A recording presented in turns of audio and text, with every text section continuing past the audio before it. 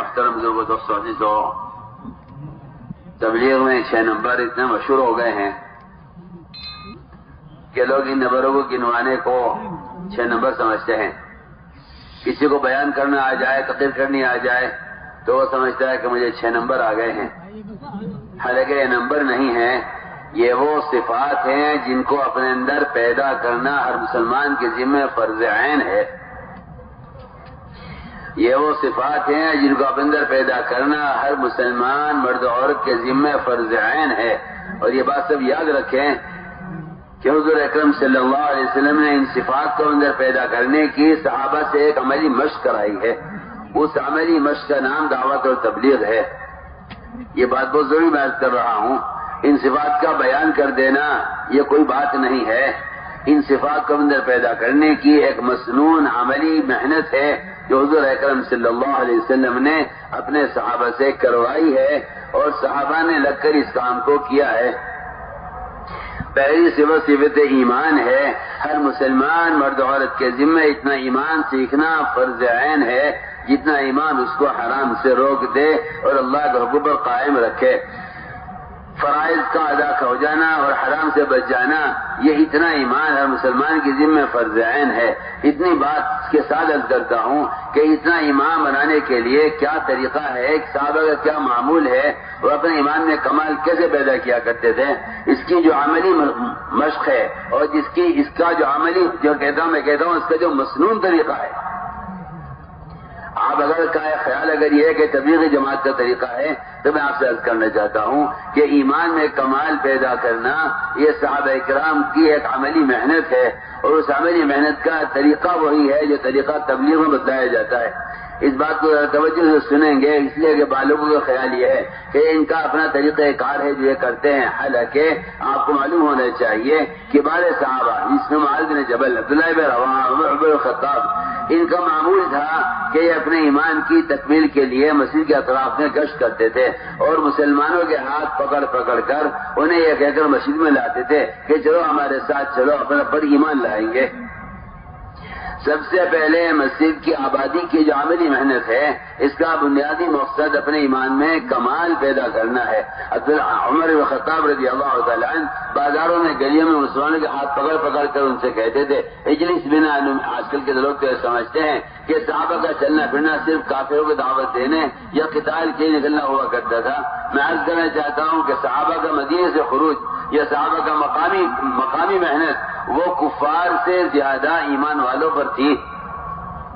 وہ یہ چاہتے تھے کہ مومن کم سے کم مومن ہو کر باقی رہے۔ اس زمانے میں ابتدائی اس لیے ہے مسلمانوں میں کہ یہ عملی محنت امت نے چھوڑ دی ہے۔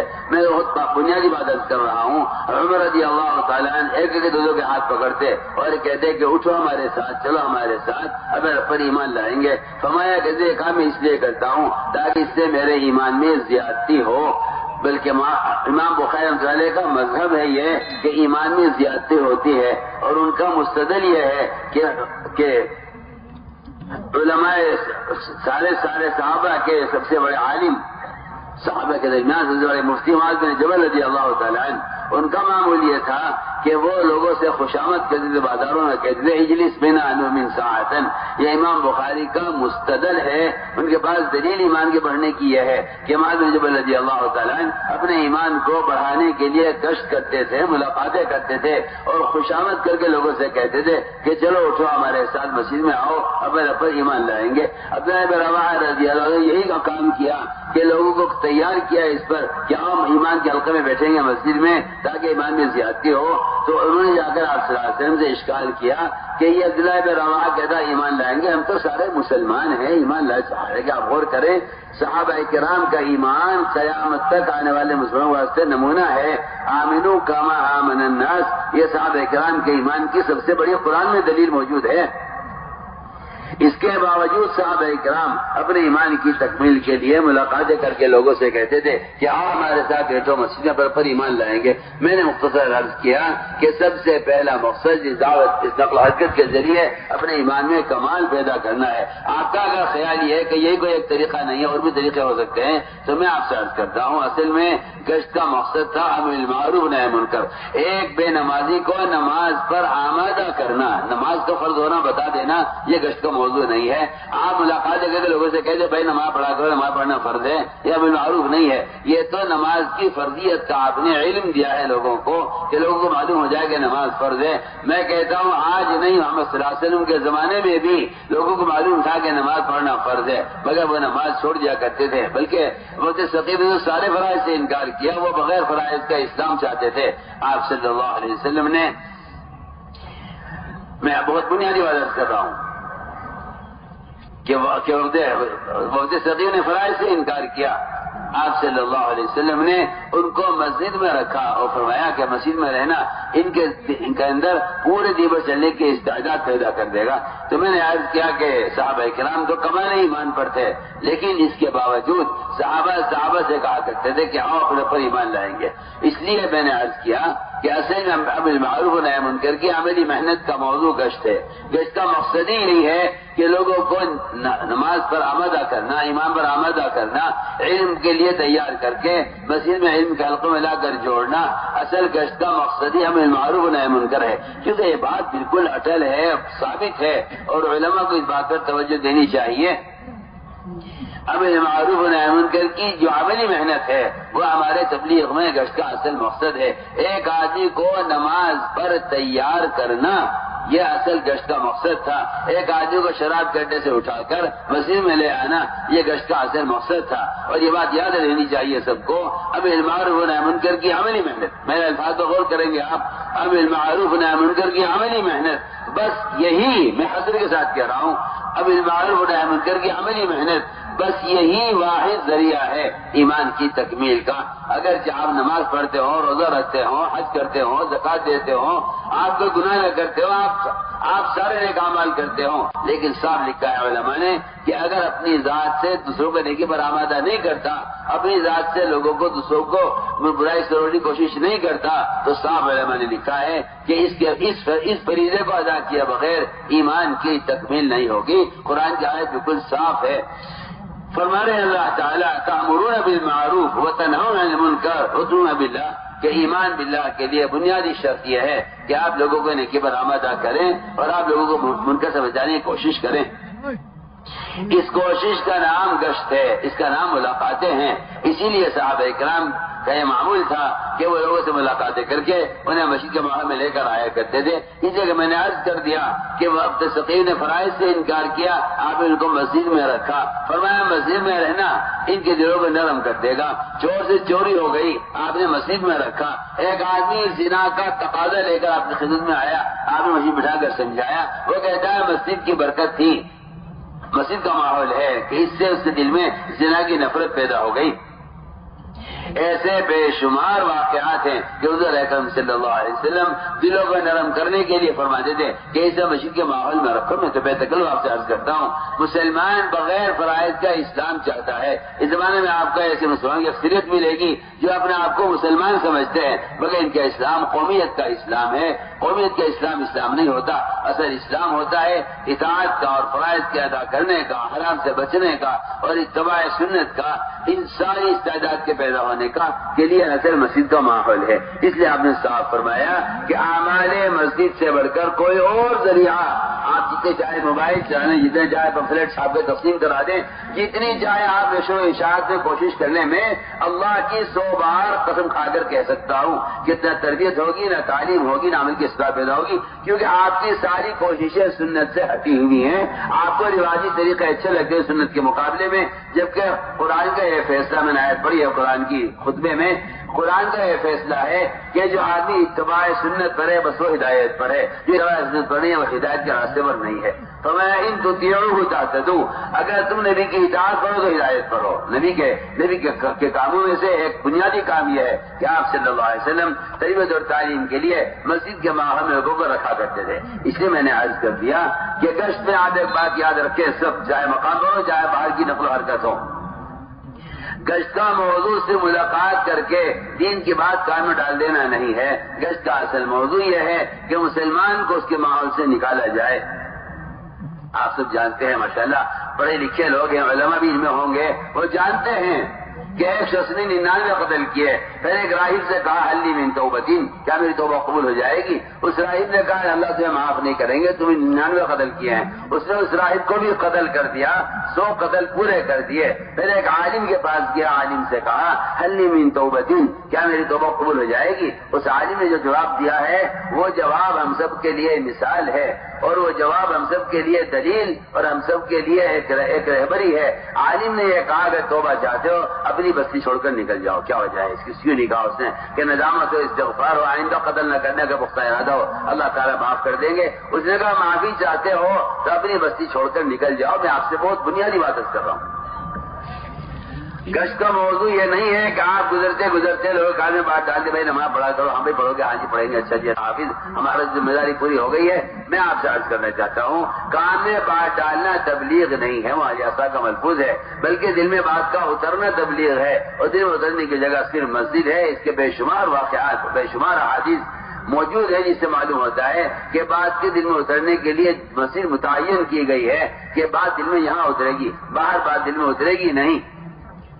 میں کہتا ہوں، بے تکلف عرض کرتا ہوں، آپ گزرتے گزرتے کسی کے کام میں کی بات ڈال دیں. یہ ایسا ہے جیسے آپ کا کوئی پڑوسی رشتے دار یا آپ کا بھائی کسی کنویں میں گر جائے اور آپ گزرتے گزرتے اس سے بات کریں اور آپ یہ کہیں بھائی آپ یہاں کنویں کے اندر پڑے ہوئے باہر آ جائیے، آپ ہلاک ہو جائیں گے، اور آپ یہ کہہ کر آگے بڑھ جائیں کہ میری ذمہ داری پوری ہو گئی ہے. میں نے تو اس کو نکلنے کی ترغیب دے دی ہے. آپ ذرا خود ہی غور کر لیجئے، کیا اس بات کرنے والی کی ذمہ داری پوری ہو جائے گی؟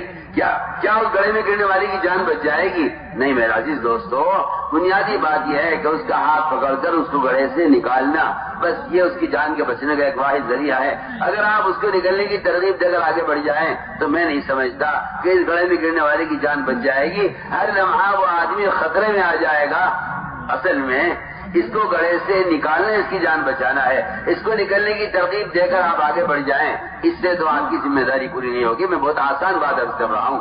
اگر آپ کا خیال یہ ہے کہ لوگوں تک دین پہنچا دیا جائے تاکہ لوگ دیندار ہو جائیں تو پھر آپ کو یہ خیال آئے گا کہ دین کی بات کے پہنچانے کے تو اور بھی ذرائع ہیں. کیا ضروری ہے کہ آدمی جو ہے گشت کے ذریعے یا نقل و حرکت کے ذریعے دین پہنچائے لوگوں تک؟ اور بھی ذرائع اخبار رسائل ہیں جن کے ذریعے دین پہنچایا جا سکتا ہے. میں تو آپ سے بالکل بے تکلف عرض کر رہا ہوں. ابو درداء فرماتے ہیں گناہ کرنے والا گڑھے میں گرنے والے کی طرح ہے. الم تکونوا مستخرجی، کیا تم اس کو نکالو گے نہیں گڑھے سے؟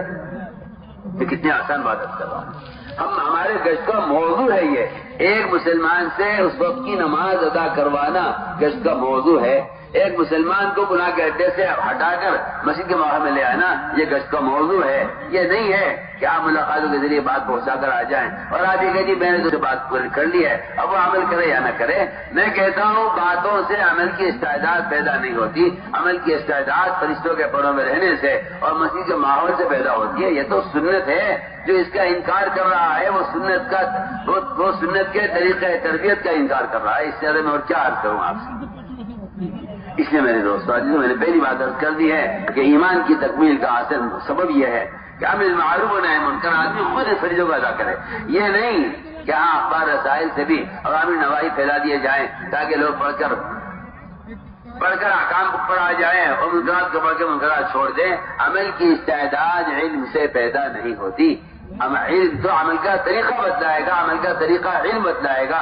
عمل کی استعداد پیدا ہوتی ہے عمل کے ماحول میں رہنے سے. آپ ذرا اس سے اندازہ کر لیجئے. تبلیغ میں جو اجتماعی اعمال ہیں قرآن کے حلقوں کے اور مسجدوں میں ایمان کے حلقوں کے اور گھروں کے جو اعمال بتلائے جاتے ہیں یہ اعمال اجتماعی اعمال ہیں جن کو حضور اکرم صلی اللہ علیہ وسلم نے بطور ہدایت کے اور امت کی تربیت کے قائم کیا ہے. بلکہ قرآن تو صاف کہتا ہے کہ گھر کے اندر جو اعمال کیے جاتے ہیں یہ اعمال طہارت ہیں اور یہ اعمال ہدایت ہیں. آپ ذرا غور کر لیجئے. عمر رضی اللہ تعالیٰ عنہ حضور اکرم صلی اللہ علیہ وسلم کو قتل کرنے کے لیے چلے. اسلام بھی نہیں لائے تھے، فیصلہ کر کے چلے کہ آج میں آپ کو قتل کر کے رہوں گا. تلوار لے کر نکلے آپ صلی اللہ علیہ وسلم کو قتل کرنے کے لیے. وہاں راستے میں پتہ چلا کہ میری بہن کے گھر میں یہ دین داخل ہو چکا ہے جس دین کے لیے محمد صلی اللہ علیہ وسلم کو قتل کر رہے تھے. وہاں داخل ہوئے تو وہاں قرآن کا حلقہ چل رہا تھا، بس یہ قرآن کے حلقے میں حضرت عمر کا داخل ہونا تھا، ہلکی سی آواز قرآن کی بڑی کان میں، حضرت عمر کا دل پلٹ گیا یہیں۔ آپ ذرا اندازہ کر لیجئے، یہاں عمر رضی اللہ تعالیٰ کا گزر، گھر میں عورتیں جو قرآن سیکھ رہی تھی ان سے حضرت عمر کا گزر ہوا ہے۔ حضرت عمر کے بارے میں مشہور تھا، خطاب کا گدھا ایمان لا سکتا ہے، خطاب کا بیٹا عمر ایمان نہیں لا سکتا۔ آج کے مسلمان کہتے ہیں کوئی یہ کام کرنا ضروری ہے کیا؟ تبلیغ جماعت کا پروگرام کرنا ضروری ہے؟ مجھے حیرت ہوتی ہے کہ آپ اس کو بجائے براہ راست محمد صلی اللہ علیہ وسلم اور آپ کے صحابہ کے زمانے کا عمل سمجھ کر اور اس بات کے ساتھ کہ قرآن نے صاف کہا ہے انما یرید اللہ ليذهبكم الرجس اهل البيت ويطهركم تطہیرا، کہ اللہ تمہیں پاک کرنا چاہتے ہیں ان عمل کے ذریعے۔ عورتیں گھروں میں رہ کر یہ اعمال کریں، اللہ تمہیں پاک کرنا چاہتا ہے اور تم سے ہر گندگی کو دور کرنا چاہتا ہے، اور آپ یہ کہتے ہیں کہ کیا اس کا کرنا کوئی فرض ہے، کوئی لازم ہے، کوئی ضروری ہے؟ سوچیے آپ۔ عمر رضی اللہ تعالیٰ عنہ کو اسی قرآن کے حلقے سے ہدایت ملی ہے، یہیں سے حضرت عمر کا دل پلٹا ہے۔ اس لیے میں عرض کرنا چاہتا تھا کہ پہلا بنیادی کام یہ ہے کہ مسلمان کو دعوت دے کر ان اجتماعی اعمال پر مسلمان کو جوڑے، اور کشف کا مقصد ہے ہر گناہ کے اڈے سے مسلمان کو اٹھا کر اس کی جگہ کو تو آسان مثال کرتا ہوں، گندگی کھانے والی مرغی کو اگر آپ استعمال کرنا چاہتے ہیں، شریعت کہتی ہے کہ اس کو دربے بند کر دیا جائے 24 گھنٹے کے لیے کہ وہ باہر کی کوئی چیز نہ کھائے، تب اس کے بدن سے گندگی کا اثر ختم ہوگا تو وہ مرغی آپ کے پکانے کھانے کے قابل ہو سکتی ہے۔ شریعت کا یہ حکم ہے کہ جلالہ مرغی کو بند کر دیا جائے دربے میں۔ آپ اس سے اندازہ کر لیجیے جو مرغی حلال حرام کی مکلف نہیں ہے، اگر اس کے غلط چیز کھانے کی وجہ سے وہ آپ کے استعمال کے قابل نہیں رہتی تو پھر وہ مسلمان جو گناہوں کے ماحول میں پڑے ہوئے ہیں، اگر آپ ان کو مسیح کے ماحول میں نہیں رکھیں گے تو یہ مسلمان عملی استعداد میں کیسے پیدا ہوگی اور یہ عمل کے قابل کیسے بن سکتا ہے؟ میں آسان مثال کر رہا ہوں۔ اس لیے ہمارے یہاں گشت کا موضوع صرف یہ نہیں تھا کہ آپ دین کی بات گھروں میں اور دکانوں میں اور دفتروں میں بیٹھ کے کر کے آ جائیں، ہمارے یہاں سے مقصد یہ تھا۔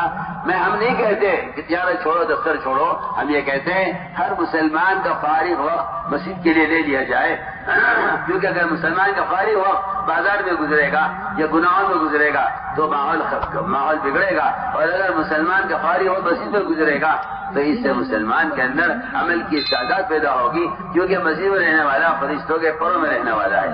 اس طرح ہمیں سب سے پہلے اس کی عملی مشق کر کے ہر ایمان والے کو دعوت دے کر ہمیں مسجد میں ایمان کے حلقوں سے جوڑنا ہے۔ دوسرا بنیادی مقصد گشت کا وہ لوگوں سے اس وقت کا فریضہ ادا کروانا ہے۔ ہر 2 نمازوں کا وقت خارج کرو گشت کے لیے۔ آپ دکان میں بیٹھے ہوئے ہیں، اپنی دکان پر آپ نماز کے لیے جا رہے ہیں، آپ بازار میں گاہکوں کو دوسرے تاجروں کو بھی ہاتھ پکڑ کر انہیں تیار کر لیں کہ بھائی چلو ہمارے ساتھ نماز پڑھ لو۔ اگر نہیں پڑھو گے ایک حکم جہنم میں جلنا ہوگا، ایک نماز کے ضائع کرنے پر ایک حکم 2,80,00,000 سال جہنم میں جلنا ہوگا اگر ایک نماز کو مسلمان ضائع کر دے۔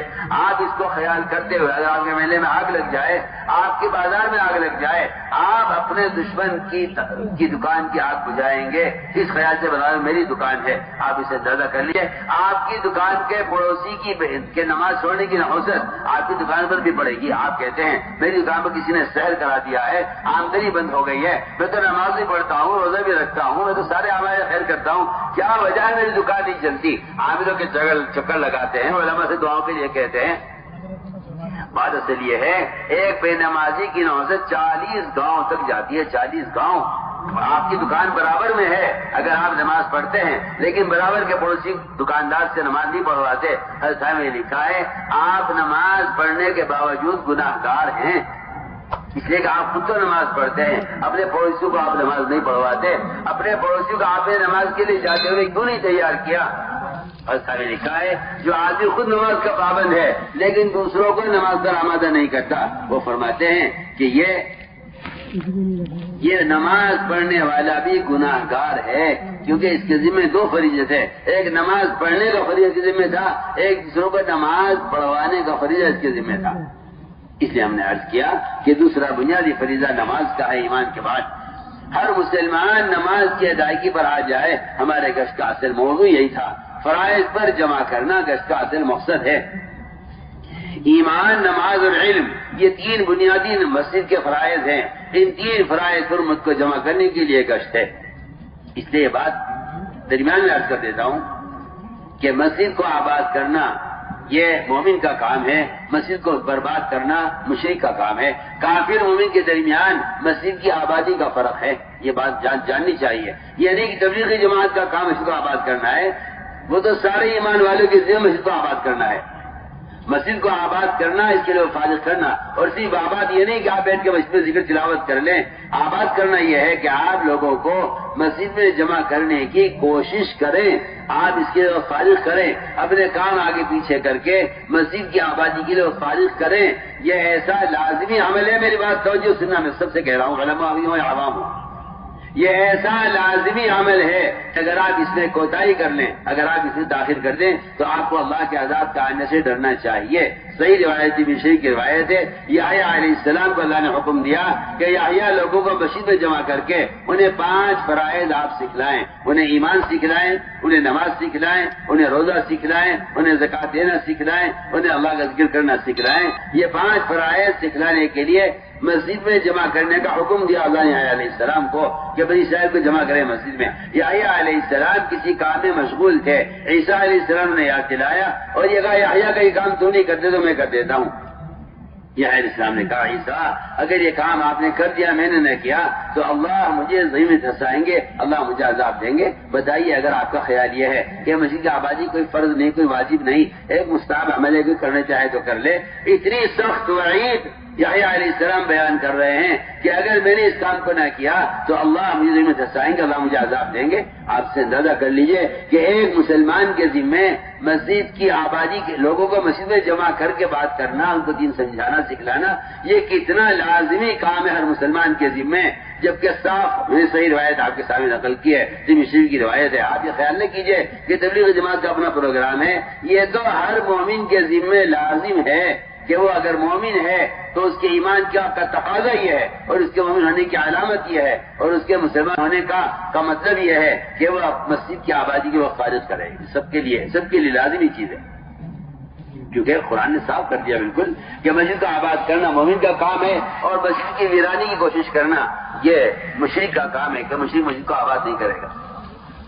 اس لیے میں نے عرض کر دیا کہ یہ ہے دوسری صفت نماز کی کہ اس نماز پر لوگوں کو نقد تیار کرنا۔ ہمارا تو گشت ہو جاتا ہے جی، ہم تو مسجد کی آبادی کی محنت صبح کرتے ہیں 10 سے 11:30 تک، ہم 1.5 گھنٹہ دیتے ہیں، بعض ساتھی میں دوسروں کو 2.5 گھنٹے دے دیتے ہیں، باقی آپ بیٹھے ہیں دکان پر، آپ کو کوئی پرواہ نہیں ہے کون آ رہا ہے کون جا رہا ہے کیا ہو رہا ہے، آپ سمجھتے ہیں میں 2.5 گھنٹے کی محنت کر چکا ہوں، اب میرے ذمہ کوئی کام نہیں ہے۔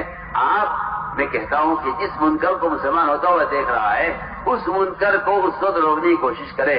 یہ اس کے اگر ہاتھ سے کوشش کر رہا ہے کہ شرابی کا ہاتھ پکڑ کر مسجد میں لے آئے تو یہ اس نے منکر کو اپنے ہاتھ سے بدلا ہے، یہ اس کا اعلیٰ ایمان ہے، اور اگر یہ اس کو زبان سے سمجھا کر مسجد میں لے آئے تو یہ اس کے ایمان کا درمیانہ درجہ ہے۔ لیکن اگر یہ 2 کام نہیں کر سکتا وہ صرف گناہ کرنے والے کو دیکھ کر دل سے غمگین ہو رہا ہے تو یہ اس کے ایمان کا سب سے کمزور ترین درجہ ہے۔ اور اگر خدا نہ کرے اللہ نہ کرے کوئی مسلمان کسی کو نماز ضائع کرتا ہوا دیکھ رہا ہے، یا کوئی مسلمان کسی کو گناہ کرتے ہوئے دیکھ رہا ہے اور اس کا دل نہیں دکھتا تو پھر اس کے دل میں ایمان کا ذرہ بھی نہیں ہے۔ جو حدیث میں حدیث عرض کر رہا ہوں، ایسے مسلمان کے دل میں ایمان کا ذرہ بھی نہیں ہے جو گناہ ہوتا ہوا دیکھ کر اس کی طبیعت بے-چینی نہ ہو اور اس کو فکر نہ ہو، اس کے دل میں ایمان کا ذرہ بھی نہیں ہے۔ حدیث سے اس کا کوئی انکار کرے گا؟ اس لیے میں نے عرض کر دیا کہ سب سے بنیادی کام بات یہ تھی کہ ہم گشت کر کے لوگوں کو نماز کے لیے کم سے کم مسجد میں لے آئیں۔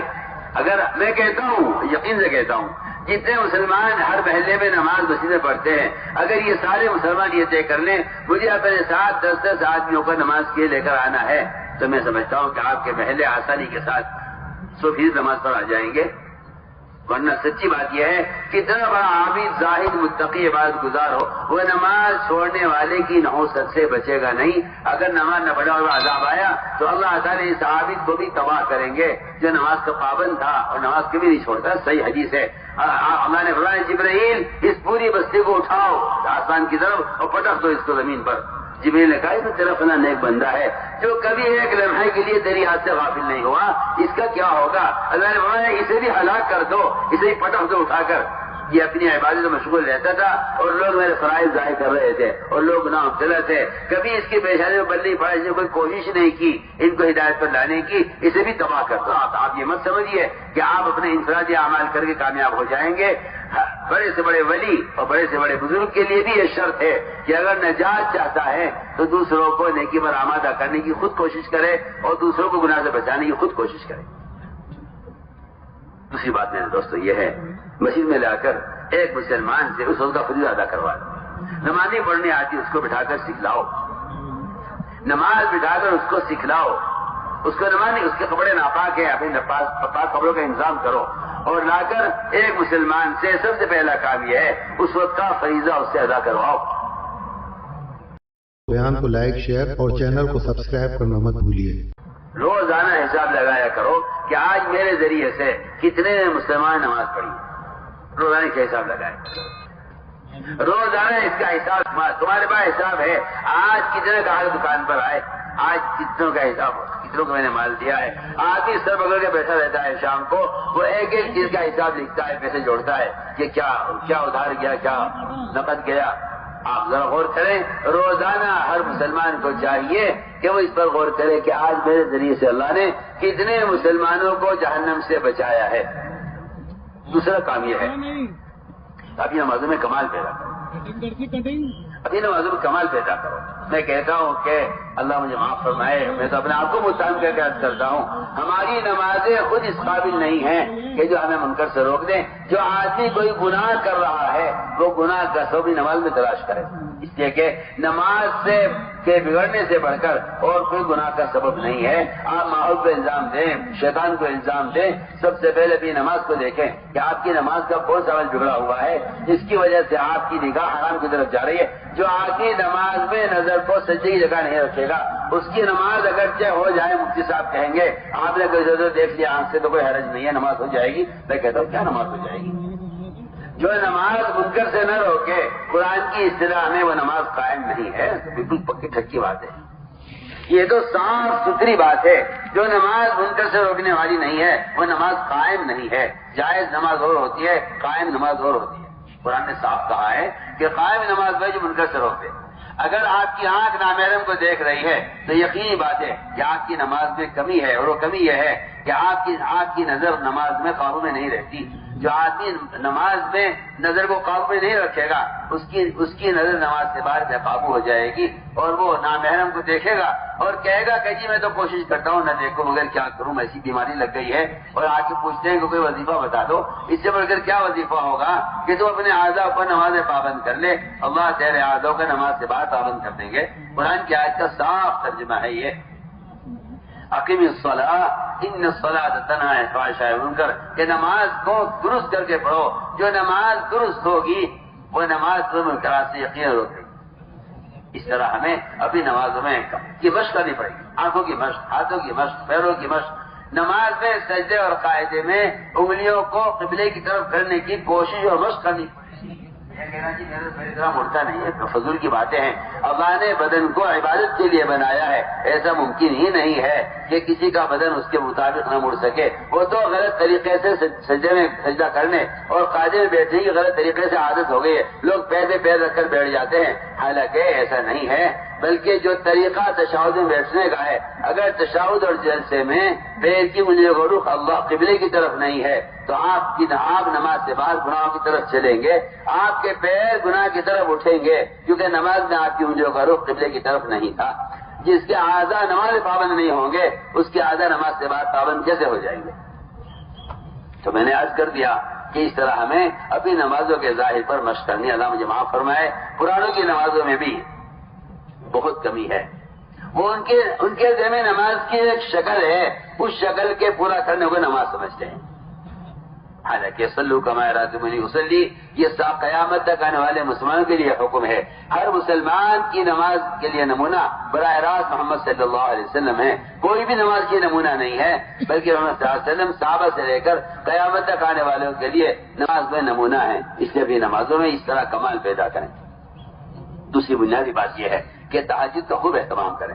آج کل تہجد کا اہتمام چھوٹ رہا ہے. لوگ دنیا میں یتیم کے کاموں میں اتنا تھک جاتے ہیں کہ رات کا قیام چھوڑ دیتے ہیں. حالانکہ رات کا قیام اور تہجد یہ سب سے زیادہ دعوت کے اس فریضے میں اور دعوت کے تقاضوں پر مدد کرنے والا ہے. ابوبکر صدیق رضی اللہ تعالیٰ عنہ نکلنے والی جماعتوں کو ہدایت دیا کرتے تھے کہ تم دن بھر جتنے کام تشکیلوں کے اور میدانوں کے جتنے تقاضے ہیں ان تقاضوں میں تم کامیاب نہیں ہو سکتے جب تک تم قرآن کی تلاوت اور رات کے قیام کا اہتمام نہ کرو. قرآن نے بھی یہ کہا ہے اذا لقیتم فئۃ فاثبتوا واذکروا اللہ کثیرا لعلکم تفلحون کہ جب تم اللہ کے راستے میں نکلو اور تمہارا کسی سے مقابلہ ٹھہر جائے اور تم کسی جماعت سے تمہاری ملاقات ہو تو پھر تمہیں چاہیے کہ کام جم کر کرو اور اللہ کا ذکر کثرت سے کرو تاکہ تم کامیاب ہو جاؤ فلاحیاب ہو جاؤ. یہ قرآن کی آیت کا میں نے ترجمہ کیا ہے. قرآن نے بھی اللہ کے ذکر کی کثرت کا اور ابو صدیق رضی اللہ تعالیٰ کے خطبے میں ہے یہ بات. وہ نکلنے والی جماعتوں سے کہتے تھے کہ دو کام تم زیادہ کرو گے تو اللہ کی مدد تمہارے ساتھ ہوگی, ایک رات کا قیام اور دوسرے قرآن کی تلاوت. اس طرح ہم نوافل کا خوب اہتمام کریں اور لمبی لمبی تہجد پڑھنے کا اپنے آپ کو عادی بنائیں. یہ کہنا ہاں تہجد پڑھنا کوئی فرض واجب تو ہے نہیں, حالانکہ فرائض کی تکمیل کے لیے یہاں تک آتا ہے روایتوں میں اللہ تعالیٰ تہجد اور نوافل پڑھنے والے کو اپنے سے اتنا قریب کر لیتے ہیں. اللہ فرماتے ہیں میں خود اس کے اعضا بن جاتا ہوں. اس لیے اس سے زیادہ بڑھ کر منکرات سے بچنے کا اور کوئی ذریعہ نہیں ہے کہ آدمی نوافل کے ذریعے اللہ کے اتنا قریب ہو جائے کہ اللہ تعالیٰ خود بندے کے اعضا بن جائیں. یہ صحیح حدیث ہے, حدیث قدسی اللہ خود فرماتے ہیں. اس طرح ہمیں اپنی نمازوں میں کمال پیدا کرنا ہے. میرے دوستوں نماز طریقے پر آئے اس کے لیے سب سے بنیادی عمل سب سے بنیادی کام یہ ہے کہ نماز کو مسائل پر لاؤ. نماز کو مسائل پر لاؤ. جس طرح فضائل کے شوق ہے نماز کو فضائل پر لاتے ہیں اس طرح نماز کو مسائل پر لاؤ کہ مسائل کے اعتبار سے نماز کامل ہو.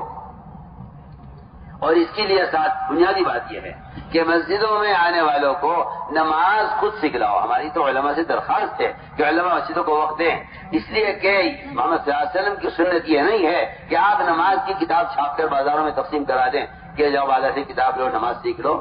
آسان نماز اور یہ نماز اور والی نماز محمد صلی اللہ علیہ وسلم نے کسی کتاب سے نہیں سکھلائی. آپ نے نمازی کی نماز کو خود دیکھ دیکھ کر چار مرتبہ حکم لگایا ارجع صلی فإنک لم تصلی. نماز نہیں پڑھی. علماء کی ذمہ داری صرف یہ نہیں تھی کہ وہ نماز کی کتاب چھاپ کر تقسیم کرا دیں تو لوگ نماز سیکھ لیں. علماء کی ذمہ داری یہ تھی کہ وہ مسجد میں نماز پڑھنے والوں کی نماز کی نگرانی کرتے. امام صاحب نمازیوں کا رکوع دیکھتے, سجدہ دیکھتے, قومہ دیکھتے, جلسہ دیکھتے, ان کی نماز میں ان کی کمر سیدھی ہے کہ نہیں.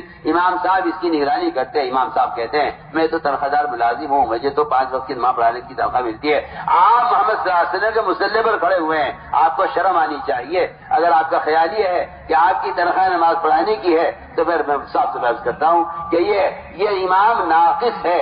یہ امام ناقص ہے اس لیے کہ آپ محمد صلی اللہ علیہ وسلم کے نائب ہیں اور آپ نیابت میں محمد صلی اللہ علیہ وسلم کے مصلی پر کھڑے ہوئے ہیں. آپ کی ذمہ داری یہ ہے کہ آپ اپنی مسجد کے مصلیوں کا رکوع سجدہ آپ دیکھیے. آپ کی ذمہ داری ہے, آپ کی ذمہ داری ہے. میں تو جو حدیث میں عرض کر رہا ہوں صلو کما رأیتمونی اصلی, اس امر کا کہ مکلف قیامت تک آنے والے علماء ہیں اور ائمہ ہیں. ان کا کام صرف یہ نہیں ہے کہ نماز پڑھا دیں.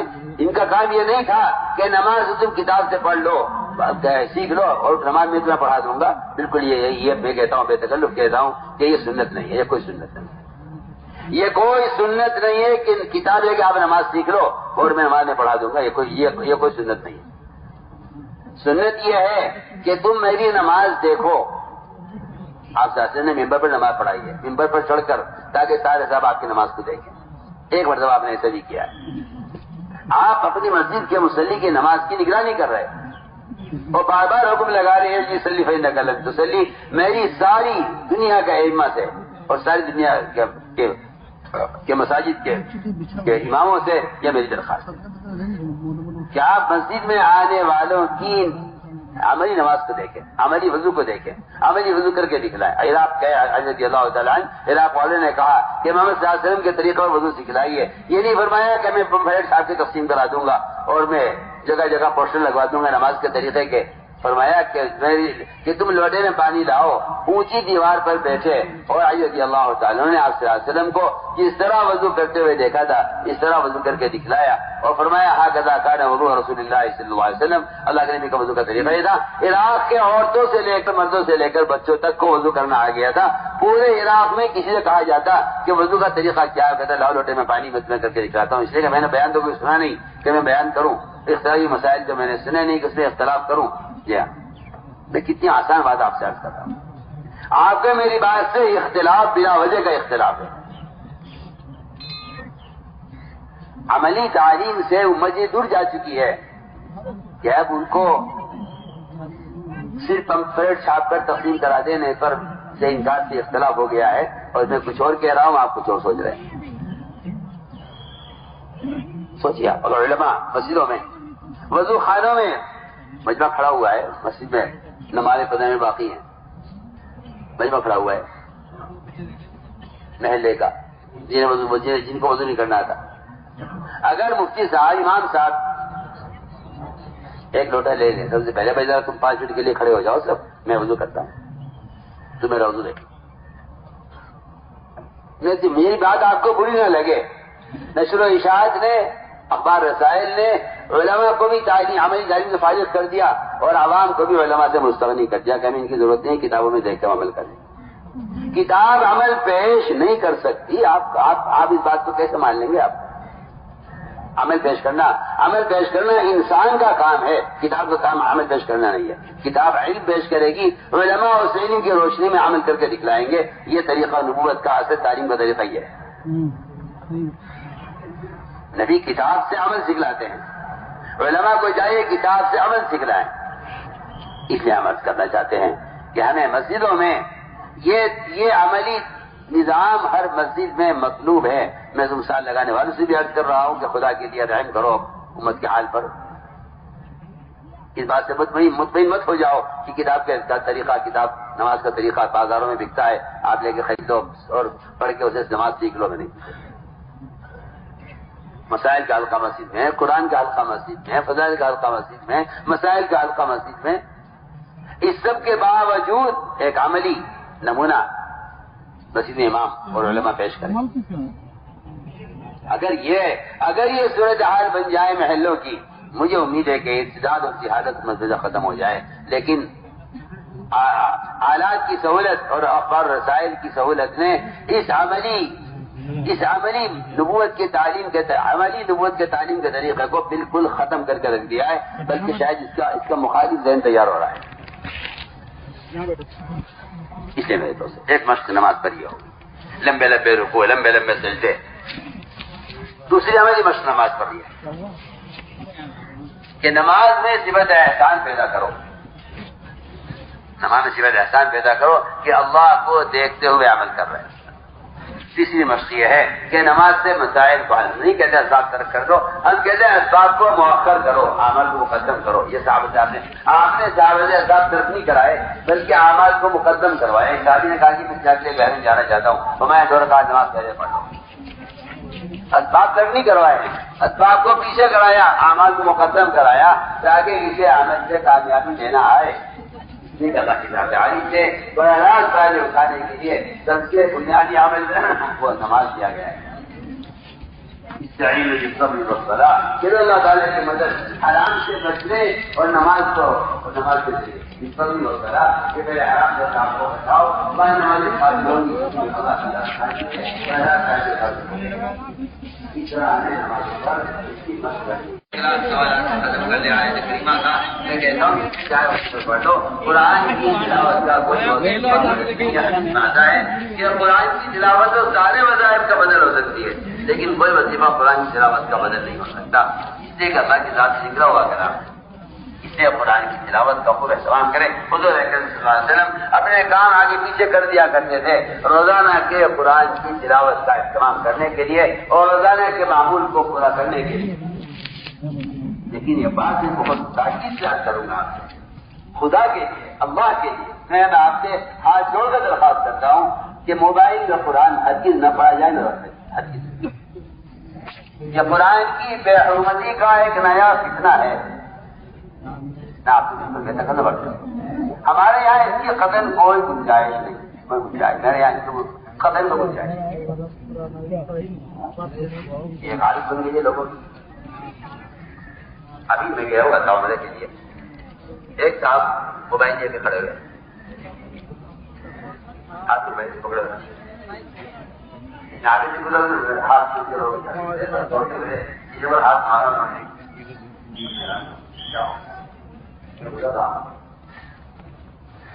پتہ چلا کہ وہ صاحب نماز پڑھ رہے تھے, ایک ہاتھ یہاں رکھا ہوا تھا, ایک ہاتھ سے موبائل پڑے ہوئے تھے, اور موبائل میں قرآن پڑھ رہے تھے اور اس میں نفلیں پڑھ رہے تھے. کون ہوگا جی موبائل ہاتھ میں لے کر کھڑے ہونے والے کو کہہ دے یہ نماز پڑھ رہا ہے؟ جی میں اپنی آنکھوں کو دیکھا, اپنے ساتھ کے سمجھ واپس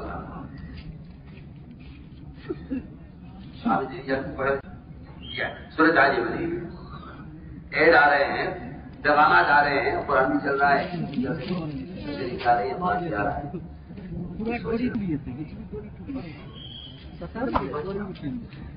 کسی سے مسئلہ پوچھے آپ کو کیا کہتے ہیں؟ آدھی اسکرین پر قرآن کی آیت سورہ فاتحہ, آدھی اسکرین پر ڈنگ کی تصویر مجھے ساتھ دکھائی, موبائل کا آگے ہے, تو کیسے پڑھ کیا میں آپ کو واقعہ جو پیش آئے اور کروں بات نہیں ماں کے نزدیک نماز میں قرآن دے کر پڑھ سکتے ہیں. حالانکہ یہ بات ثابت ہے بالکل کہ جس آدمی کی ایسی حیثیت آپ دیکھ رہے ہیں کہ آپ جگہ نماز نہیں پڑھ رہا ہے تو نماز باطل ہو جاتی ہے اس کی, کیونکہ اب اگر ایسا کوئی عمل کر رہا ہے وہ کسی سے دیکھنے والا کہ نماز میں نہیں ہے.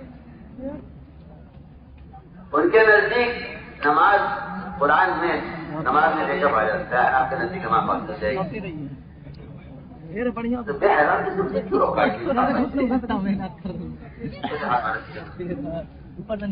پتہ چلا کہ وہ تو نماز پڑھ رہے تھے اور ایک ہاتھ میں موبائل پکڑے تھے, موبائل کو قرآن لے کر اور ایک ہاتھ یہاں رکھا ہوا تھا. بتائیے ایسے آدمی کو جو کھڑا ہوا ہے ہاتھ موبائل لے کے کھول کے لے کے کیا نماز پڑھ رہا ہے؟ نماز کی بات یہ تو نماز مشغول ہو گیا تھا, نماز کے بعد غصہ آیا, انہوں نے کہا کہ لوگوں سے کہ نماز کے آگے کیوں گزرے, میری نماز کے آگے ہے بھائی, تیری حالت کیا بتائی نماز میں نہیں ہے. جو واقعہ پیش ہے نا یہ بات چلتی ہے کیا سوچیے آپ کے دن چاہ رہے آپ کے ہاتھ میں قرآن ہوتا, لوگ دیکھنے والے شاید قرآن ہاتھ میں لے لیتے. آپ مجھے بیٹھ کو بیٹھ سے میں قرآن پڑھ رہے ہیں, دیکھنے والے سمجھ رہے ہیں کہ یہ بس کے بیٹھ کو بیٹھ کے کہہ رہا ہے مجھے نکال دیا اپنا, نکال دیا اپنا. کہ بڑا آدمی بھی دیکھ رہے تھے موبائل میں نے کیا ٹھیک ہے آپ لوگ کیا کر رہے تھے, کیا کر رہا شراب کی بوتل میں کوئی پانی زمزم پی رہا ہو اور آپ کے میں جانوں میں اللہ جانے میں کیا کر رہا ہوں نہیں ہے دیکھتے, وہ تو دیکھنے والے چیزیں شراب بھی کہیں گے, کیا دینے والے کہیں گے نہیں, کیونکہ زمزم پینے والے کہیں گے تیرے ہاتھ میں شراب سے بولتا ہے. میں تو آپ کو کیا ایسی ضرورت پیش آئی کہ آپ صحابہ کے خلفاء راشدین کے طریقوں کو چھوڑیے, مزید پیش کیجیے. وہ زمانے کا طریقہ ہے جس قرآن ہوا کرتا تھا, آپ کو موبائل ہوا ہوتے ہیں, کیا محمد صلی اللہ علیہ وسلم کے قلب کو 4 مرتبہ زمزم سے دھویا ہے جبرائیل نے, اس میں قرآن کو اتارنے کے لیے. آپ سوچیں کہ صحیح آپ اسے موبائل میں اتار کر کہتے اس میں کیا ہے, جائز نہ جائز فتویٰ علماء جانے. میں تو آپ سے ادب کی صحابہ کی سنت کی بات کر رہا ہوں. اللہ نے صحیح لکھ کر دیا, اللہ عثمان نے صحیح لکھوایا. آپ کے ہاتھ میں ٹرین میں بس میں قرآن آپ کے ہاتھ میں ہے, ہر دیکھنے والے کے لیے آپ کی تلاوت کی آمد دعوت پہنچ رہی ہے. جو بھی آپ کو دیکھ کر قرآن نکالے گا اس کی آمد کا اجر آپ کو ملے گا. یہ بحث تو چھوڑی ہوگا وہاں پر, اس کو میں نہیں جاتا. میں تو آپ سے حضرت کا سوال کرتا ہوں. حضرت حالی وغیرہ فرماتے ہیں قرآن کا ریڈیو پر سننا قرآن کی بے حرمتی ہے, قرآن کے ساتھ تجاوز ہے, خیر بنانا ہے. قرآن کو سننے والے کو روکنا واجب ہے, یہ پتہ چلا. آپ اس سے اگلا گندا قدم اٹھایا جو نصارہ نے موبائل پر, تو آپ کہتے ہیں کس نے کہا ہے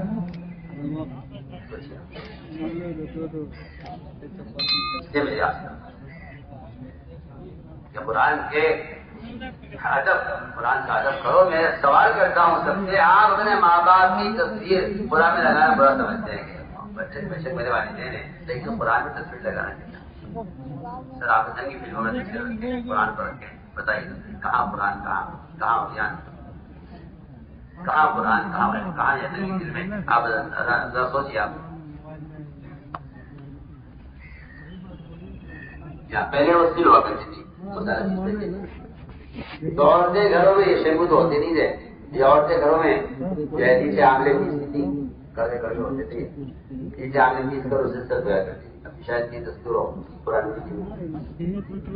تو گھر میں دو سل ہوتی تھی، ایک گھر کے مسالے پیسنے کی اور ایک تھی جسے آملے پیسنے کی. ہم اپنے برتن کی بات کر رہے ہیں. اب اس کے لیے کرنا ہے تو اس کے لیے ہے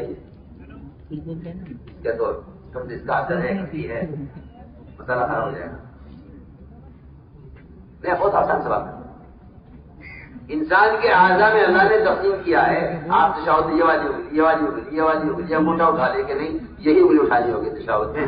اللہ نے انسان کی عبادات اور عادات کے لیے اعضاء تقسیم کر دیے ہیں. اچھے کاموں کے لیے دائیں ہاتھ، کے لیے بائیں ہاتھ. آپ اسے پلنٹر کریں تو کہا جائے گا کہ نہیں یہ نہیں.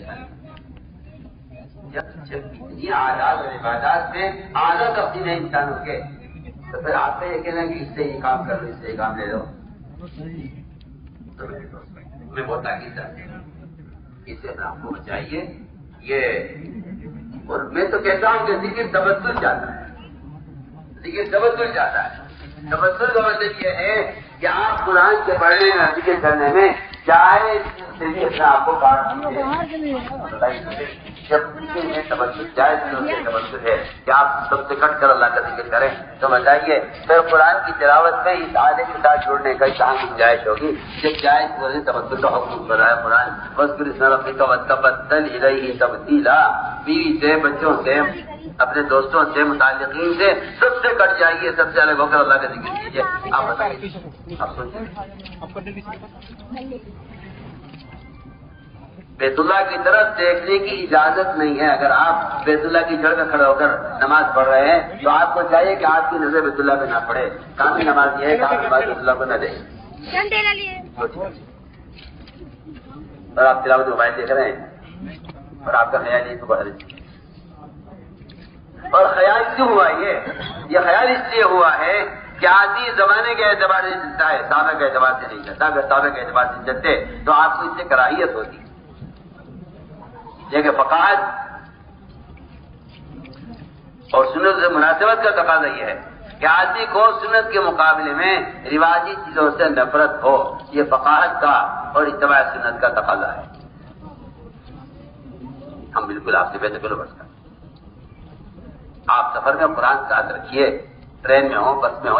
یہ بھی شیطان کا دھوکہ ہے کہ قرآن رکھیں گے تو بیعتی بھی ہو گیا نا. اس سے زیادہ بیعتی تو اس میں ہو رہی ہے کہ تم ننگی فلموں میں قرآن رکھ کے چل رہے ہو. ننگی فلموں میں قرآن رکھ کر سے بیعتی محسوس نہیں ہو رہی ہے. اس طرح آپ جی میں قرآن رکھ لیں تو اس کو کہتا ہے بیعتی ہوگی. کوئی بیعتی بھی نہیں ہوگی.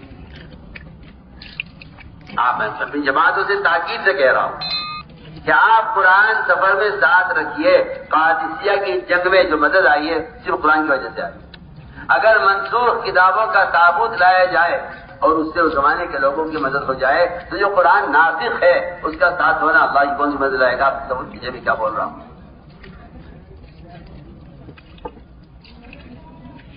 میرے دوستوں تو ہمارے یہاں اس کی قطعاً کوئی گنجائش ہرگز نہیں ہے جماعتوں کو کہ وہ موبائل میں قرآن پڑھے یا دیکھیں. اگر خدا نہ کرے نعوذ باللہ آپ کے موبائل میں قرآن کا پروگرام ہے تو آپ اس کو صاف کر دیجیے، اس کو سے حذف کر دیجیے، نکال دیجیے اس سے. قرآن کا موبائل کا کوئی صاف ادب کا تقاضا ہے. جائز ناجائز کا میرے یہاں سوال نہیں ہے. میرے یہاں ادب کی بے ادبی کا سوال ہے. میرے یہاں صحابہ کی اقتداء کا اور رواجی نظام کا مقتدی بن کر چلنے کا سوال ہے. میرے یہاں جائز ناجائز کا سوال نہیں. علماء کرام جانے ذمہ داری میرے اس طرح صبح ساجد سے پہلے قرآن لے کر پڑھنا سب سے زیادہ مجھے اثر ہوا. جیسے میں نے سارے ہدایت کر کے دیکھے علماء کے اور صوفیہ کے سب سے زیادہ اللہ کو خود محسوس کیا وہ صبح ساجد سے پہلے قرآن دیکھ کر پڑھنے میں. تو تو میرے دوستوں اس کا تعاون کرو کہ انشاءاللہ ہم بات کو تسلیم کرتے ہیں اور اس کو مانتے ہیں اور اس کا اہتمام کریں گے انشاءاللہ کہ موبائل میں آج کے بعد قرآن ہرگز نہیں رکھیں کیا اہتمام اس طرح ہمیں قرآن کو سیکھنا اور سکھانے کے لیے مسجدوں میں گھروں میں حلقے بھی قائم کرنے ہیں تاکہ ایک عام جماعتی اتنا قرآن سیکھ جائے جس سے اس کی نماز درست ہو جائے.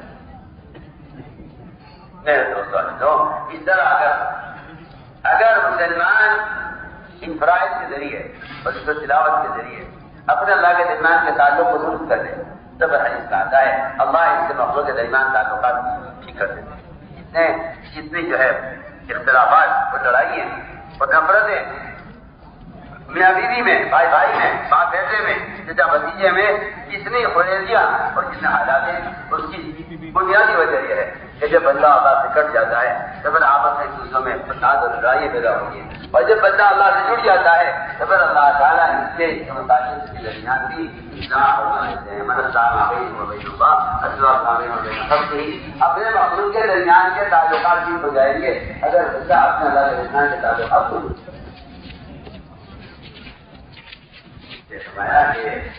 اقران کی جو مشق ہوتی ہے اقران کی جو مشق ہوتی ہے وہ بھی جماعت سے نکل کر ہوتی ہے جب کوئی خیال ہوتا ہے ٹھیک ہے اس بات کے جس بات کو نہیں کہو گے جماعت میں نکلو جماعت میں نکلو بات کوشش دیتے ہیں ہمیں آپ کے طریقوں سے اسٹارٹ نہیں ہے ہمیں تو چاہتی اس پر ہے کہ محمد صلی اللہ علیہ وسلم کے طریقے تربیت سے کسی امت دور چلے گی. آپ کے طریقے سے اختلاف نہیں ہے ہمیں اس پر تعجب ہے کہ محمد صلی اللہ علیہ وسلم کے طریقے تربیت امت کتنی دور چلی گئی. اپنے اخلاق میں بلندی اور اپنے اخلاق میں حسن پیدا کرنے کا جو طریقہ محمد صلی اللہ علیہ وسلم کا ہے اور جو بنیادی اصول ہے وہ یہ ہے کہ آپ بیان آپ کو پسند آیا ہو تو بیان کو لائک شیئر اور چینل کو سبسکرائب کرنا مت بھولیے. کمنٹس میں اپنی رائے کا اظہار ضرور نیا فتنہ پیدا ہوا ہے کہ آپ کس طرف ہیں آپ کس طرف ہیں. مسلمان سے پوچھا ہے آپ کس طرف ہیں. توبہ توبہ توبہ. جب مسلمانوں کا قبلہ ایک ہے تو آپ کسی ایسے آدمی سے پوچھ سکتے ہیں جس کا قبلہ ہی الگ ہو جو بیت اللہ کا قبلہ نہ مانتا ہو اس سے آپ پوچھ سکتے ہیں کہ آپ کس طرف ہیں. جب سارے مسلمانوں کا قبلہ بیت اللہ ہے تو اس سوال کی کوئی گنجائش نہیں ہے کہ مسلمان کو پوچھا آپ کس طرف ہیں کس طرف آپ اس طرف ہمیں. اس لیے کیا یہ کیا محمد سوال پیدا ہوا ہے اس زمانے میں. تو میں نے عرض کیا کہ میں بہت کام کی بات آپ سے کر رہا ہوں. اخلاق کی تحسین اخلاق کا حسن اور کمال اس میں ہے کہ آپ اللہ کے راستے میں اجنبی لوگوں کے ساتھ نکلیں. صاحب روایت آپ نے فرمایا یا اقسم اغضو ما غیر قومک یحسن خلقک کہ آپ نے فرمایا کہ اقسم اللہ کے راستے میں نکلا کرو اپنی قوم کے علاوہ کے جو تمہیں پہچانتے نہیں تمہیں جانتے نہیں ان کے ساتھ اللہ کے راستے میں نکلو.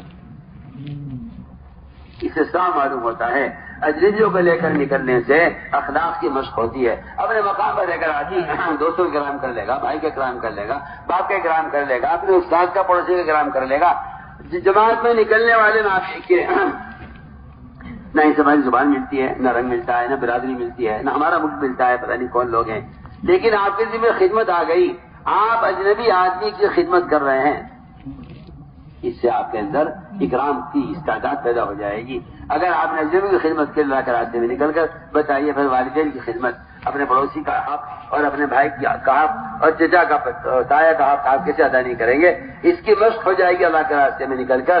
اس لیے صحیح روایت ہے بالکل آپ صلی اللہ علیہ وسلم نے طریقہ یہ بتلایا اس کا کہ اللہ کے راستے میں اجنبیوں کو لے کر نکلو اجنبیوں کے ساتھ نکلو. آج کل خروج کا مزاج یہ بن گیا ہے ہاں میرا ساتھی نکلا کر میں بھی نکل جاؤں گا آپ کے وقت میں بھی چلوں گا اور اگر آپ کی جماعت جاری ہے تو میں بھی آپ کے ساتھ جاؤں گا.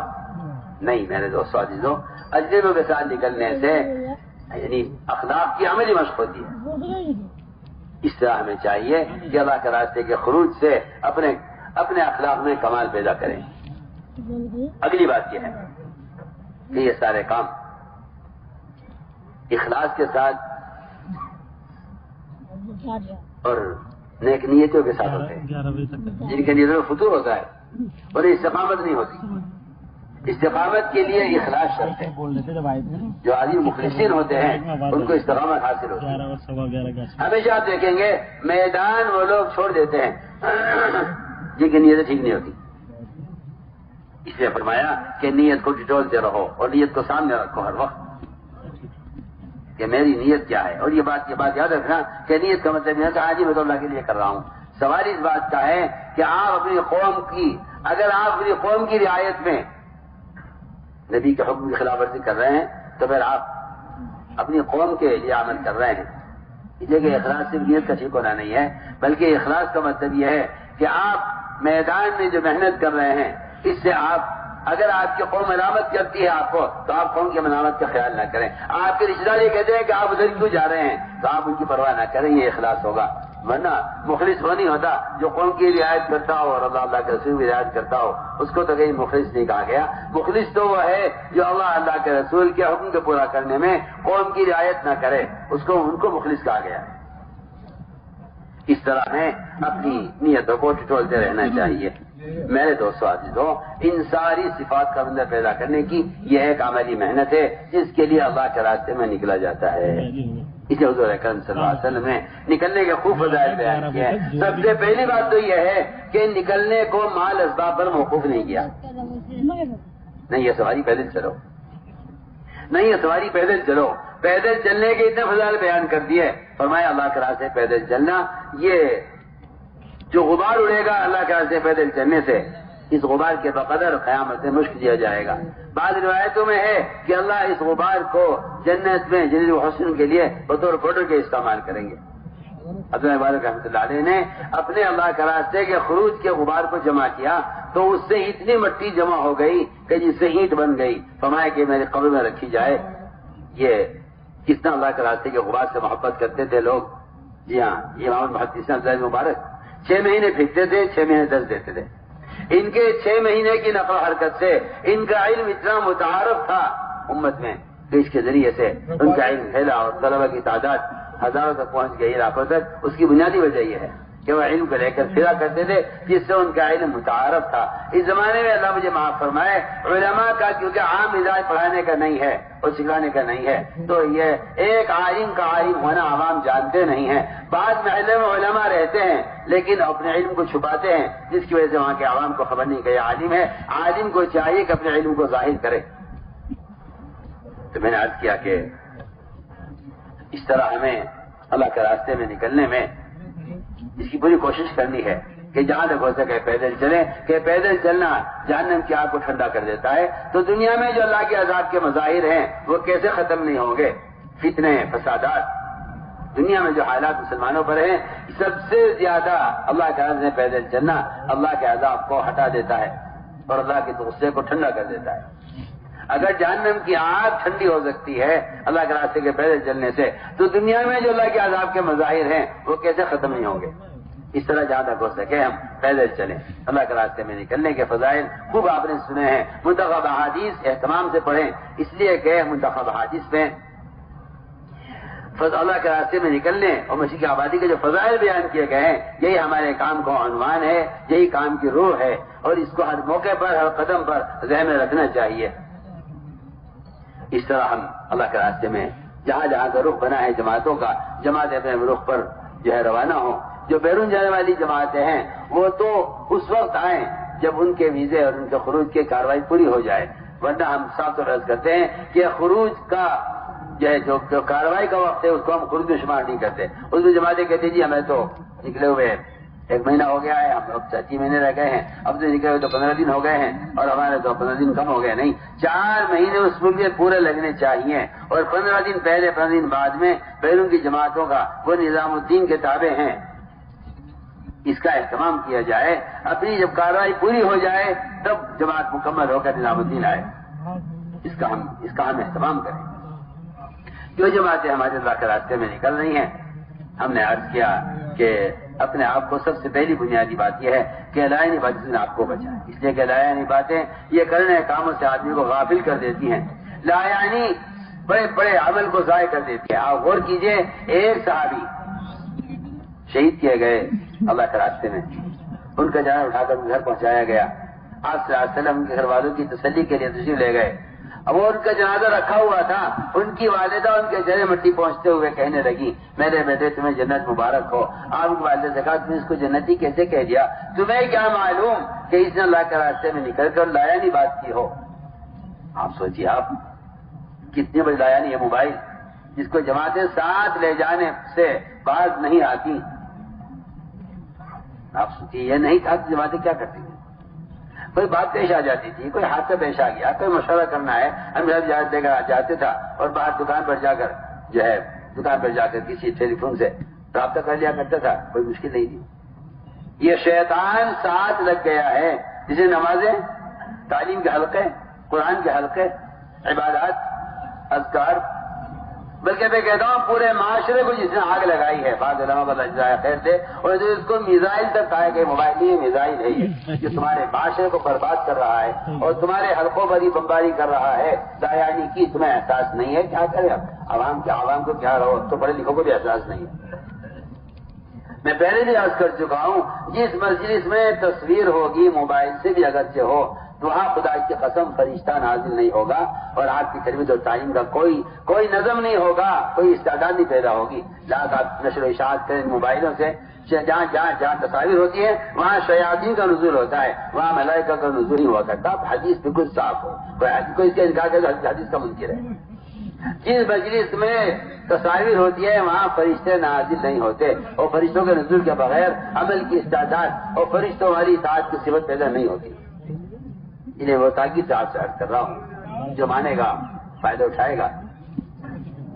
اس لیے میں عرض کرتا ہوں کہ خروج میں موبائل کا حد استعمال نہ ہو, یہ سب سے بڑی لایانی. اور میں عرض کر چکا ہوں کہ لایانی باتیں کرنے والے کے بارے میں فرمایا کہ تم نے اس کو, حالانکہ صحابی ہے اور کہ میدان میں شہید کیے گئے, شہادت کتنی بڑی چیز ہے, اور آپ کے صحابی آپ کے ساتھ عہد کے میدان میں ہیں, اور آپ کو اللہ سے کہہ رہے ہیں تم نے اس کو جنتی کیسے کہہ دیا, تمہیں کیا معلوم اس نے کوئی لایانی بات کی ہے.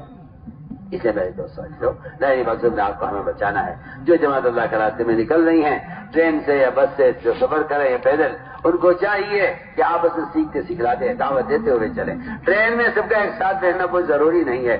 آج کے لیے بھی جماعتیں پریشان کرتی ہیں مسافروں کو, آپ یہاں بیٹھ جائیں, آپ وہاں بیٹھ جائیں, ہمارا حلقہ لگے گا, ہم جماعت ہیں. آپ جماعت نہیں ہیں, آپ تو ٹرین میں افراد کی طرح سفر کریں. آپ برابر والے کو دعوت دیں, برابر والے سے قرآن کی آیت کا مذاکرہ کر لیں, آپ برابر والے کو اپنا قرآن سنا لیں, آپ دین کی بات آپ برابر والے سے کر لیں.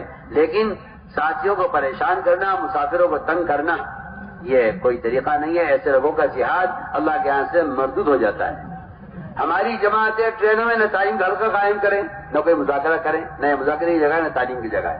آپ سے کسی نے غلط کہہ دیا کہ ٹرین کے اندر تعلیم ہوگی, کوئی تعلیم نہیں ہوگی ٹرین میں. ٹرین میں جس کی جہاں کی سیٹیں وہاں بیٹھے, مسافروں کا اکرام کریں, مسافروں کو تنگ نہ کریں. نماز بھی اس طرح پڑھیں آپ کہ گزرنے والے مسافروں کو دقت نہ ہو. اپنے آگے کھیلا کوئی بیگ کوئی چیز رکھ لیں جس سے گزرنے والوں کے لیے ستھرا ہو جائے. چاہے دو نماز پڑھیں, چاہے مشکل پیش آ جائے, ایک نماز پڑھ لیں. جماعت کا ہونا بھی کوئی واجب اور فرض نہیں ہے. جہاں موقع ہو وہاں بے شک جماعت سننے سے جماعت نماز اجتماعی ہو جائے. لیکن جہاں اس کا موقع نہیں ہے وہاں آپ کو چاہے فرائض ادا کرنے پڑے, لیکن آپ مسافروں کو تنگ نہ کریں. اس کے لیے زمانے کے بعد کچھ گنجائش ہوتی ہے, وہاں دو آدمی نماز پڑھ سکتے ہیں. کہیں ٹرین لمبی رک رہی ہو تو دو جماعتیں بنا لو, نیچے اتر کر جماعت کر لو. اس طرح سے ہمیں نمازوں کا اہتمام کرتے ہوئے انفرادی دعوت خوب دو, ملاقاتیں خوب کرو ہر ایک سے. انفرادی دعوت خوب دو, ملاقاتیں ہر ایک سے ہر روز کرو. یہ آپ صلی اللہ علیہ وسلم کی سب سے اہم سنت والی مہا سنت ہے. انفرادی دعوت دینا نماز سے اعلیٰ فریضہ ہے. سنیے سے بھی کیا بول رہا ہوں, آپ کے باتیں خود معلوم ہوتی ہیں. انفرادی دعوت دینا نماز سے اعلیٰ فریضہ ہے. معاذ کا ملفوظ چھپا ہوا ہے. اس طرح ہم سفروں میں انفرادی دعوت خوب دیں کہ آپ صلی اللہ علیہ وسلم کی بڑی اہم سنت ہے. جماعتوں کے جہاں کا رخ بنا ہے وہاں جماعتیں جائیں. سب سے پہلا کام یہ ہے کہ اتر کر بستی میں داخل ہونے پہلے دعا مانگ لیں, اجتماعی دعا, یہ سنت ہے. بستی میں داخل ہونے کی دعا مانگ کر بستی میں داخل ہوں. سب سے پہلا ہمارا کام ہے کہ ہم مسجد سے ابتدا کریں گے, بس اسی کے مطابق داخل ہوں. سماعت کو اپنی سے رکھ دیں. وہاں کے امام صاحب ہوں, متولی صاحب ہوں, مؤذن صاحب ہوں, خادم صاحب ہوں, محلے کے لوگ ہوں. ٹھیک ہے, ابھی نماز کا وقت نہیں ہے, وہ لوگ ابھی آئیں گے, ہم انتظار کریں. یعنی کہ بجاتی مشورہ کر لیں, انتظار کریں کہ بھائی دیکھو محلے کے لوگ آئیں گے, ان کو ساتھ لے کر مشورہ کریں گے. محلے کے لوگ آئیں گے, ان میں تو بعض وقت لگائے ہوئے ساتھی بھی ہوں گے, ان کو ساتھ لے کر مشورہ کریں گے. اس طرح محلے کے مقامی لوگوں کو ساتھ لے کر مشورہ کیا جائے. اگر وہ لوگوں کے مسجد میں کوئی نہیں ہے تو ہم یہ نہ کریں کہ اپنا مشورہ کر لیں. بلکہ ہم انتظار کریں مقامی لوگوں کے آنے کا. مقامی لوگوں کو ہر کام میں شریک کرنا ہے، مشورے میں، تعلیم میں، گشت میں، ملاقاتوں میں، مسجد کی آبادی کی عملی محنت میں. مقامی لوگوں کو ہر کام میں شریک کرنا ہے. باہر سے پہنچنے والی جماعت، مقامی جماعت، دونوں مل کر ایک ہو جائیں گے. کوئی ایک عمل بھی کھانے سے، پینے سے، تعلیم سے، گشت سے، مسجد کی آبادی سے لے کر کوئی ایک عمل بھی ایسا نہیں ہے جس کو جماعت اپنے طور پر کرے گی. جماعت کا کوئی اپنا عمل نہیں ہے. جماعت سارے عمل مقامی لوگوں کے ساتھ جڑ کر کرے گی. اگر یہ کام نہیں کیا آپ نے تو آپ کہیں بھی مقامی کام چھوڑ کر نہیں آئیں گے. آپ کو سارا کام مقامی لوگوں کو ساتھ لے کر کر کے آگے سے دکھانا ہوگا. مسجد کی آبادی کے عمل میں بھی آپ کی جماعت، مقامی جماعت باہر مل کر کام کریں اور آپ کی جماعت اور مقامی لوگوں کی جماعت مسجد میں مل کر استقبال کریں. اس طرح دعوت تعلیم استقبال کا عمل دونوں جماعتیں مل کر عمل طور پر کریں گی. کوئی ایک عمل بھی ایسا نہیں ہے نکلنے والی جماعت کا جس کو یہ خود کر لیں، نہ کھانے کا، نہ مشورے کا، نہ تعلیم کا، نہ قرآن کے حلقوں کا، نہ مسجد کی آبادی کا، نہ کا. کوئی عمل ایسا نہیں ہے خروج میں کسی جماعت کا. پوری دنیا میں جہاں چاہے جماعت چلی جائے، مقامی لوگوں کو ساتھ لیے بغیر کوئی عمل نہیں ہوگا جماعت کا. یہ اصولی بات ہے. اس طرح ہمیں وقت مقرونہ اور مسجد میں داخل ہو کر 2 رکعت تحیۃ المسجد پڑھ لیں. اگر مقامی لوگ نہیں ہیں تو انتظار کر لیں.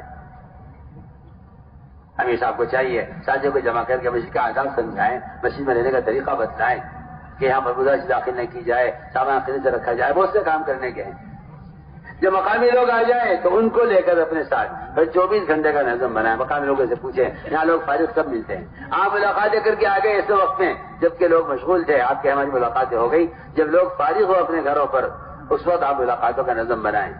اور اس طرح مقامی لوگوں کے ساتھ لے کر ہم مشورہ کریں 24 گھنٹے کے اعمال کا.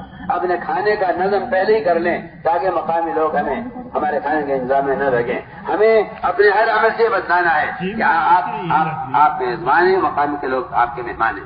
آپ جہاں جائیں دسترخوان وہاں وسیع کریں اور مقامی لوگوں کو اپنے ساتھ شریک کر کے انہیں جو ہے ان کا اکرام کریں اور انہیں کام کے قریب کریں. اس طرح ہمیں ملاقاتوں کا نظم بنانا ہے. اور ہماری صبح شام کی تعلیم، جسے ہم نے عرض کر دیا کہ فضائل کی تعلیم کی اہمیت، ہمیں صبح کی تعلیم میں منتخبہ احادیث سے تعلیم کا اہتمام کرنا ہے. اس کے ساتھ 3 عمل ہوں گے. قرآن کی تفسیر کا حلقہ ہوگا اور 6 صفات کا مذاکرہ ہوگا. ظہر کے بعد فضائل کی تعلیم، صبح کی تعلیم منتخبہ احادیث پڑھی ہے. ظہر کے بعد کی تعلیم میں فضائل اعمال ما فضائل صدقات، اس کو اہتمام سے پڑھیں. حضرت شیخ الحدیث رحمۃ اللہ علیہ کی یہ وہ بنیادی فضائل کی کتاب ہے جس کے فوائد امت کے انتہائی مفید. اس لیے اس کا اہتمام سے اس کو پڑھا جائے اور تنہائیوں میں اس کا مطالعہ بھی کیا جائے. اس کا اہتمام کیا جائے. منتخب احادیث یہ اپنی جگہ بنیادی کتاب ہے کیونکہ یہ 6 نمبر ہیں اور 6 نمبر تبلیغ کی اصل بنیاد ہے. اس کا اہتمام کیا جائے.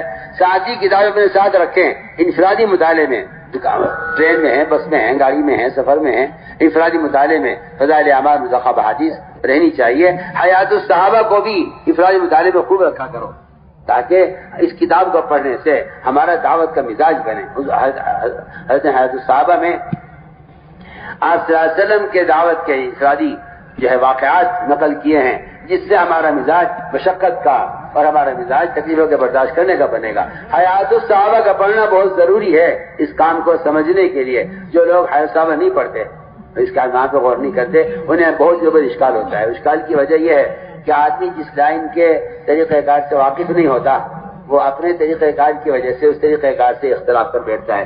یہ حیات صاحبوں کا اہتمام سے پڑھیں، اس کے عنوانات پر غور کریں تو بہت انشراح قلب ہوگا اور کام اسی صحیح میں سمجھتے تھے کہ میں نے کام کے اصولوں پر حیات الصحابہ مرتب کی ہے. جو اس کام کو سمجھنا چاہتے ہیں حیات الصحابہ پڑھیں.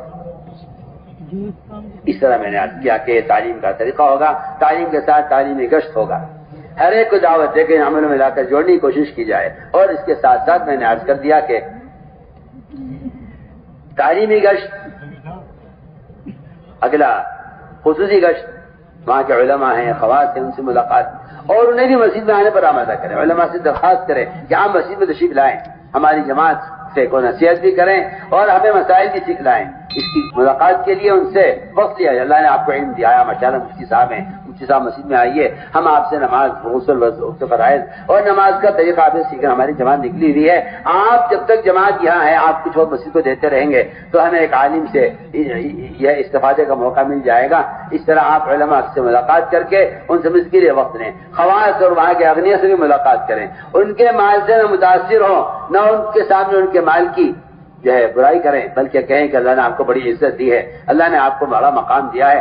آپ کی بات لوگوں کے لیے بڑی بات ہوگی. آپ اگر پوچھیں کہ تشریف لے آئے اور محلے والوں کو کہیں کہ وہ گشتے ہمارا ساتھ دیں تو آپ کی بات لوگ لیں گے. آپ کو اللہ نے بڑا بنایا ہے. اس طرح سے ان کو جو اللہ نے عزت دی ہے آپ ان کے اس مقام کو اپنے کام کے لیے استعمال کریں. محمد صلی اللہ علیہ وسلم کافروں کی عزت کو اور ان کے مقام کو اپنے دین کو پھیلانے کے لیے استعمال کرنا چاہتے تھے. یہ سنت ہے, یہ کوئی عیب نہیں ہے. آپ نے کافر کو رہبر بنایا اپنے سفر ہجرت میں. آپ کافروں سے کہتے تھے بھلے تم ایمان نہ لاؤ مگر تم میری مدد کر دو, مجھے ٹھکانہ دے دو, مجھے دین کی بات کہنی تو میرے ساتھ کھڑے ہو جاؤ. آپ کافروں کو اپنے ساتھ کھڑا کر کے کہتے تھے کہ تم مجھے دین کی بات کہلانے کا موقع دلوا دو. جی ہاں, اس لیے وہ تاکید سے عرض کر رہا ہوں کہ یہ کوئی عیب نہیں ہے, بلکہ ہمیں چاہیے کہ ہم صلاحیت والوں کی صلاحیت سے کو استعمال کریں. اس طرح ہمیں خواص سے ملاقاتیں کرنی ہے اور اسی طرح ہمیں گشت کرنا ہے. بگوی گشت, ہر گھر پر ملاقات, ہر فرد سے ملاقات.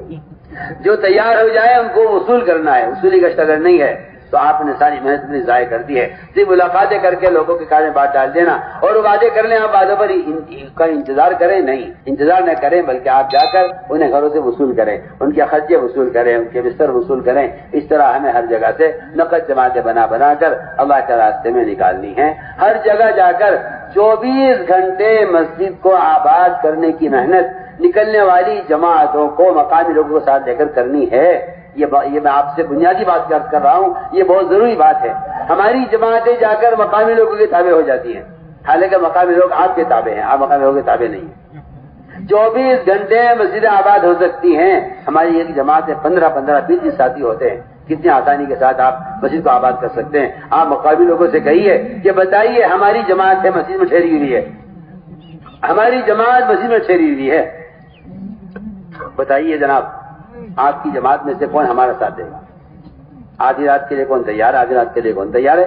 اگر آپ مقامی لوگوں کو ساتھ دے دیں تو آپ کی جماعت خود 2 حصے میں تقسیم ہو جائے. آدھی رات ایک جماعت آرام کرے, آدھی رات ایک جماعت عبادت کرے اور دعوت دے, آدھی رات ایک جماعت آرام کرے, ایک جماعت قیام کرے. بہت آسانی کے ساتھ ہو سکتا ہے. نکلی ہوئی جماعتیں 24 گھنٹے مسجد کو آباد آسانی کے ساتھ کر سکتی ہیں. اور یہ بات آپ ذہن میں رکھیے کہ یہ مسجد کی آبادی کا عمل صرف مقامی لوگوں کے لیے نہیں ہے, بلکہ آپ انہیں ساتھ لے کر انہیں مسجد کی آبادی کا عمل ذبح کر کے دکھلائیں. جس طرح ہمیں شروع میں عرض کر دیا ہے کہ ہر گھر کے اندر یہ اعمال دعوت جو شروع میں عرض کر دیا ہم نے کہ اعمال دعوت اعمال نبوت ہیں, اعمال ہدایت ہیں. ہر گھر کے اندر یہ 5 اعمال قائم کرنا ہمارے کام کا بنیادی مقصد ہے.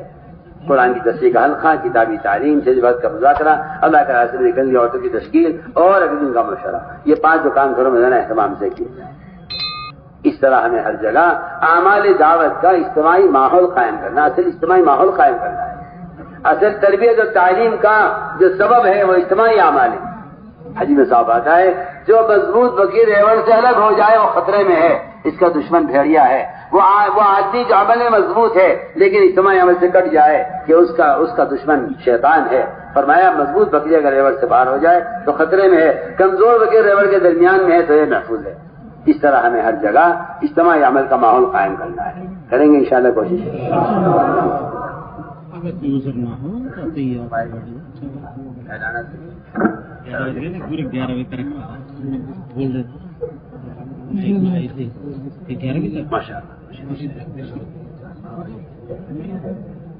ماشاء اللہ جماعتیں اللہ کے فضل سے ماشاء اللہ نکلی ہے. جماعتیں اللہ کے فضل سے تیار ہوئی ہیں.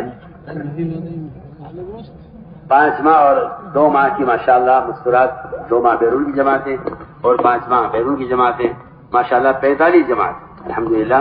ایک زمانہ وہ تھا کہ پرانوں کے جوڑ سے کوئی جماعتیں نکلتی, ہم بلکہ ساتھیوں کے ذہن میں تھا کہ نہیں یہ جماعتیں نکالنے کا جوڑ نہیں ہے. میں نے کہا وہ پرانی کیا جو نکلے نا،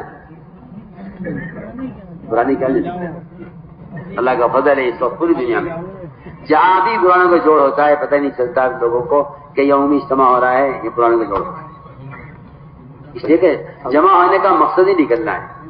تو ماشاءاللہ جزائے خیر آپ حضرات کو 5 ماہ اور 2 ماہ کی 45 جماعتیں ماشاءاللہ بیرون کے لیے ہیں، 4 ماہ کی اندرون ملک ماشاءاللہ 95 جماعتیں، لیکن چلے کی جماعت کہتے ہوئے مجھے شرم آتی ہے کیونکہ چلہ ہمارے یہاں ختم ہو چکا ہے،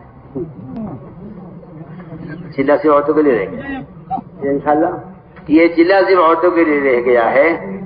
چلہ آپ نے کیوں لکھا ہے اس میں؟ آپ یہ لکھتے ہیں کہ وہ جماعتیں جو 4 مہینے پورا کر کے آئیں گی انشاءاللہ وہ 200 جماعتیں لکھ لو انشاءاللہ۔ اکثر میں پورا بھی کرتے ہیں، ہر جماعت میں سے 2 4 تیار ہو جاتے ہیں چلہ ہمارا۔ تو آپ کئی تشکیل میں سنتے ہیں اسی ممبر سے چلے کی بات ہوتی نہیں، جب چلے کی بات ہی نہیں ہوئی ممبر سے تو چلے کی جماعتیں کیوں بنی؟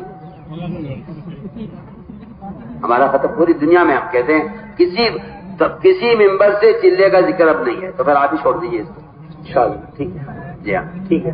اب تو ہر سال 4 ماہ ہر مسلمان سے چاہیے، تو جو جماعتیں بن گئی ہیں وہ یہ طے کرے کہ انشاءاللہ ہمیں 4 مہینے پورا کرنا ہے انشاءاللہ، روزانہ ہے۔ بیان آپ کو پسند آیا ہو تو بیان کو لائک، شیئر اور چینل کو سبسکرائب کرنا مت بھولیے۔ کمنٹس میں اپنی رائے کا اظہار ضرور کیجیے۔